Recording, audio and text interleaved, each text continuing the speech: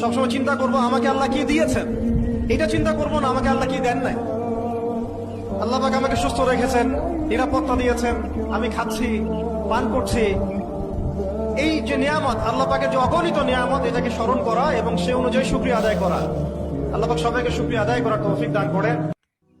फासलों को तकल्लुफ़ है हमसे